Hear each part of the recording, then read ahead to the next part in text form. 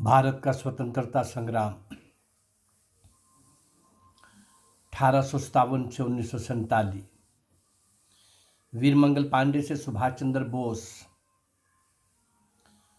वैसे तो एक बहुत लंबा कार्यकाल, लंबा संघर्ष का काल, बहुत उच्च कोटि के वीर, बहुत लंबी लड़ाई लड़ने वाले सिंध के राजा दाहिर से लेकर सुभाष चंद्र बोस तक, इस लंबे संघर्ष काल में बहुत बड़ी संख्या में जिस प्रकार के वीर पुरुष हुए, क्रांतिकारी हुए, संत महात्मा हुए, सैनिक सेनापति हुए, सब प्रकार के वो लोग जिन्होंने स्वतंत्रता प्राप्ति के लिए बहुत बड़े पैमाने पर काम किया, युद्ध स्तर पर काम किया, अपना सब कुछ न्यौछावर कर दिया देश के लिए और देश की स्वतंत्रता के लिए, भारत की आन बान शान के लिए, भारत की परतंत्रता बेड़ियों को काटने के लिए स्वयं को कटना स्वीकार कर लिया,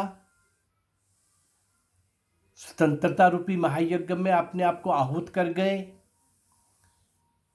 ऐसे लगातार मैं वीरमंगल पांडे से आगे बढ़ता हुआ 1857 का वो स्वतंत्रता संग्राम, उसकी भूमिका, उसकी उपलब्धियां, उसकी सफलता, उसकी असफलता, यद्यपि वो पूर्ण रूप से सफल भी नहीं कह सकते और पूर्ण रूप से उसको असफल भी नहीं कह सकते, एक बहुत बड़ा प्रयास। लेकिन उस ब्रिटिश राज को बहुत बड़ा एक मैसेज, संदेश कि भारतीयों के अंदर चल रहा रोष ये कभी भी ऑर्गेनाइज वे से बड़े पैमाने पर बहुत बड़ा विस्फोट हो सकता है, उसका एक नमूना, उसका एक सैंपल 1857 का स्वतंत्रता संग्राम। अरविंदो घोष, अनुशीलन समिति के वो 5 क्रांतिकारी जिनको मैंने एक एक करके आपके सामने लाया है। आज हम बंगाल से निकलेंगे, वीरों की धरती पंजाब, इस ओर आएंगे। अमर क्रांतिकारी मदन लाल ढींगरा की अनुपम देन इस देश को, समाज को, बहुत बड़ा शौर्य का कार्य।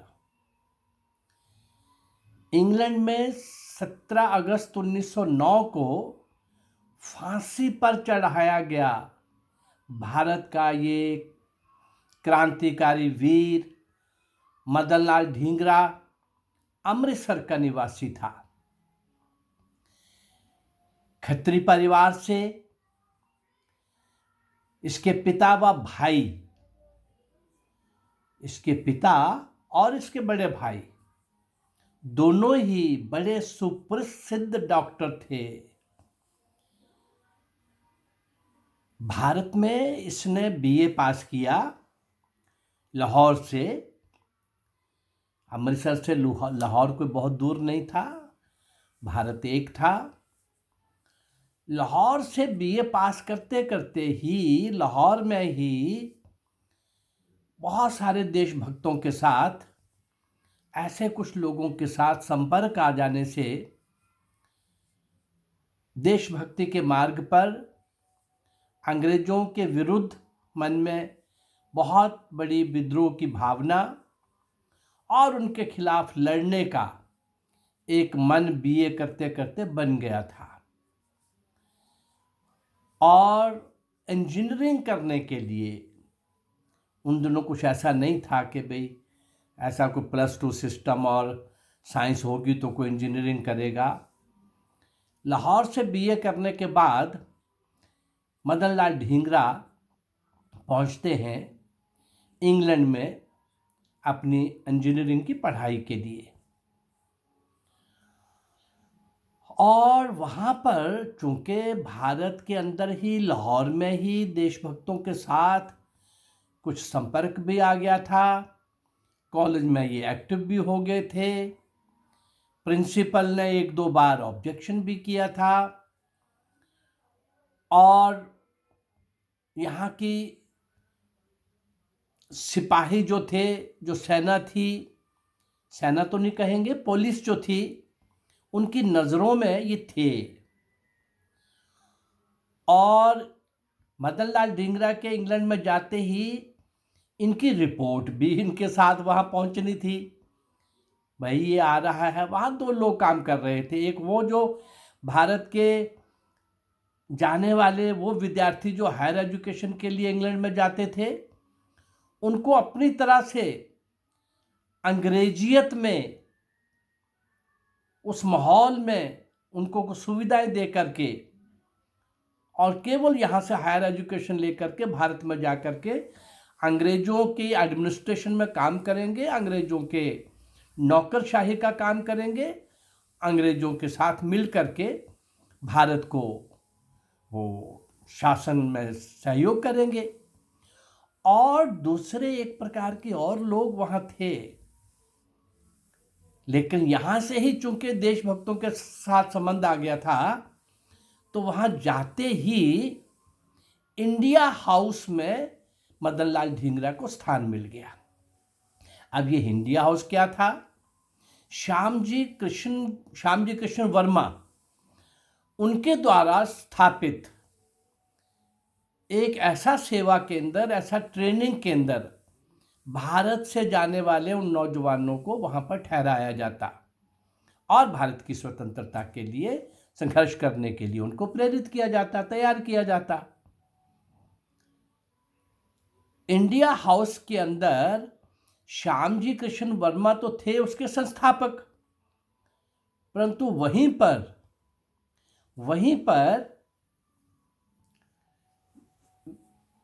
सावरकर, विनायक दामोदर सावरकर,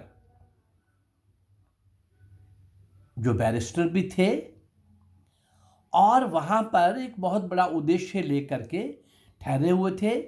इसी इंडिया हाउस के अंदर इन्हीं के मार्गदर्शन में भारत से जाने वाले विद्यार्थियों की ट्रेनिंग होती। 10 मई 1908 को शनिवार के दिन भारत के स्वतंत्रता संग्राम को 50 वर्ष पूरे हुए हैं, तो अर्धशताब्दी समारोह का आयोजन किया गया इंडिया हाउस में। कुछ और लोग भी बुलाए गए, बहुत तेजस्वी भाषण हुए, स्वतंत्रता संग्राम के सेनानियों की प्रखर देशभक्ति की चर्चा हुई, उन्हें शहीद कहकर उनके प्रति श्रद्धांजलि अर्पित की गई और उपस्थित जो लोग थे उनको स्वतंत्रता संग्राम के नाम पर बैजेस बना करके बांटे गए। मदन लाल ढींगरा को भी वो बैजेस मिले। वो दूसरे दिन बैज लगा करके कॉलेज चले गए, कोट पर वो बैज लगा के। वहां अंग्रेज युवक देख करके बिगड़ गए और इसको कहा कि इसको हटाओ, और ये गरज के बोला, मैं इसको नहीं हटाऊंगा, कर लो जो तुमने करना है। और कुछ लोगों ने मदन लाल ढींगरा को, कुछ वहाँ के अंग्रेज नौजवानों ने मदन लाल ढींगरा को हिट भी किया, पंच भी मारा और कोशिश की।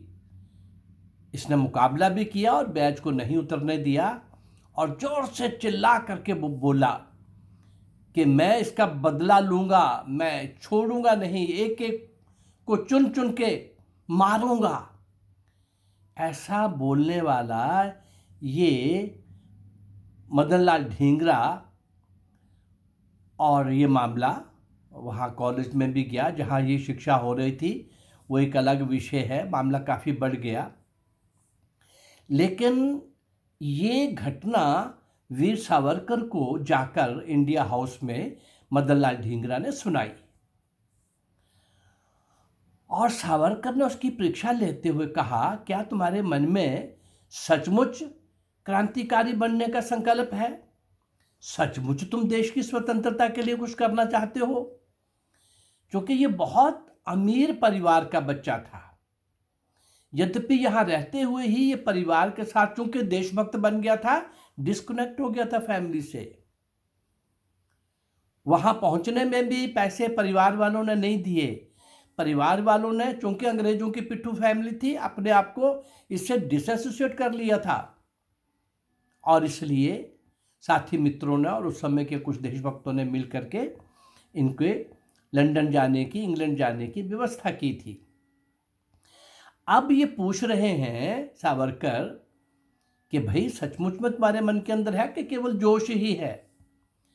और मदन लाल ने कहा कि आप मेरी परीक्षा ले लीजिए, आप मेरी परीक्षा ले सकते हैं। और सावरकर के निर्देश पर मदन लाल ढींगरा को जमीन पर हाथ रखने के लिए बोला, हाथ रखो, ऐसे हाथ रखने के लिए बोला, और एक तेज नोक वाला सुआ लेकर के देखते देखते, आंख झपकते ही पल भर में वो सुआ ऊपर से पार कर गया दूसरी तरफ। कि चीखेगा, चिल्लाएगा, हुई बहुत दर्द हो गई, मर गए, ये क्या कर दिया, ऐसा कुछ भी ना बोलते हुए ये सी तकनीकी और डटा रहा। सावरकर ने इसको गले लगाया और हाथ को जो सुआ पार कर गया था, वो सुआ निकालते निकालते भी सोचा था कि निकालते हुए और दर्द होगी इसको, लेकिन ये सब परीक्षाएं वो पास कर चुका था। और मदन लाल ढींगरा लेश मात्र भी उसने परेशानी, पीड़ा, दर्द, चिल्लाहट, चीख, कुछ भी ऐसा ना देख करके, और ये प्रकट हो गया था, ये सिद्ध हो गया था कि ये स्वाधीनता के क्रांतिवीरों की गतिविधियों में अच्छी तरह से भाग ले सकता है, और ये उसमें जुटकर बड़े से बड़ा कार्य अंजाम दे सकता है।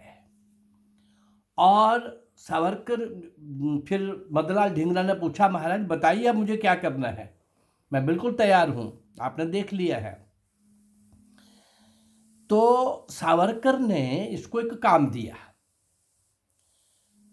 जब भारत के अंदर एक ऐसे ऑफिसर जब यहाँ रहते थे, अब वो इंग्लैंड में जा चुके थे, कर्जन वाइली, सर कर्जन वाइली के नाम से यहाँ प्रसिद्ध थे, और यहाँ निर्दोष लोगों पर बहुत अत्याचार ढाए थे।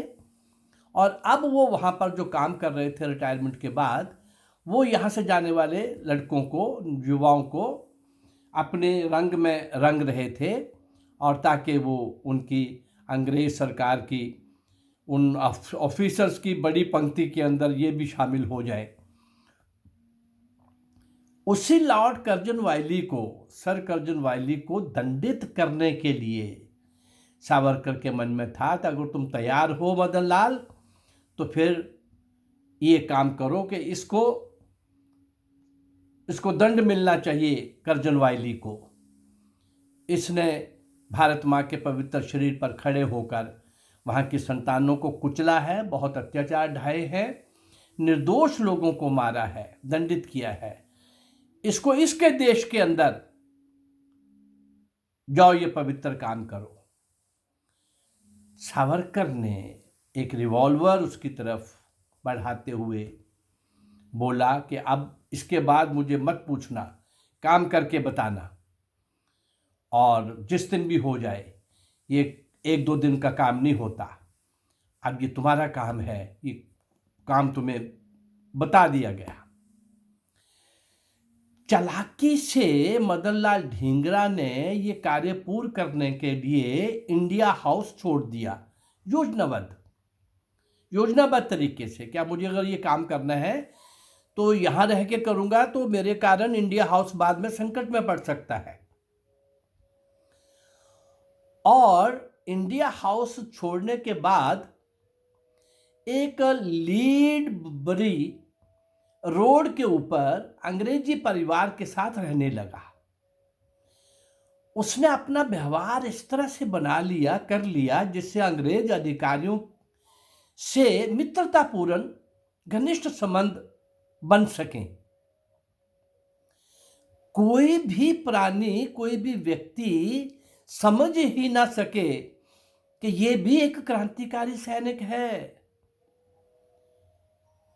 यद्यपि शस्त्रों का संग्रह करना, उनका उपयोग करना, अभ्यास करना, भारतीय क्रांतिकारियों को शस्त्र भेजना, गुप्त रूप से सारे काम कर रहा था, लेकिन इंडिया हाउस छोड़कर कि कहीं बाद में मेरा तो जो होगा सो होगा, पुलिस बाद में यहां आकर इंडिया हाउस को अपने कब्जे में ना ले ले।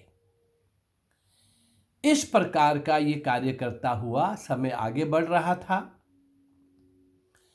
और अपने इस कार्य को अर्जुन की तरह पक्षी की केवल आंख, वीर सावरकर जी के द्वारा बताया गया केवल ये काम इंडिया हाउस को छोड़कर अलग से रहकर और अंग्रेज परिवार में रहकर उनका विश्वास जीतकर और इंडिया हाउस से पूरी तरह से अपने आप को हटाकर योजनाबद्ध तरीके से, और कुछ दिनों के साथ ये सारा चल रहा था। अब वो दिन आ गया जिस दिन की चर्चा हम कल करेंगे कि किस प्रकार से, किस दिन, कौन से स्थान पर कर्जन वायली को लंबी यात्रा के लिए भेज दिया। अपने कार्य सिद्धि के बाद निश्चित रूप से जो होना था, फांसी होनी थी, वो भी बड़ा एक प्रेरक प्रसंग है। ये सारी घटना की चर्चा हम कल करेंगे। आज इस अमर क्रांतिकारी शहीद मदन लाल ढींगरा के बारे में इतना ही जानकर हम यहीं पर अपनी बात को आज विराम देंगे। शेष इसका भाग कल हम डिस्कस करेंगे।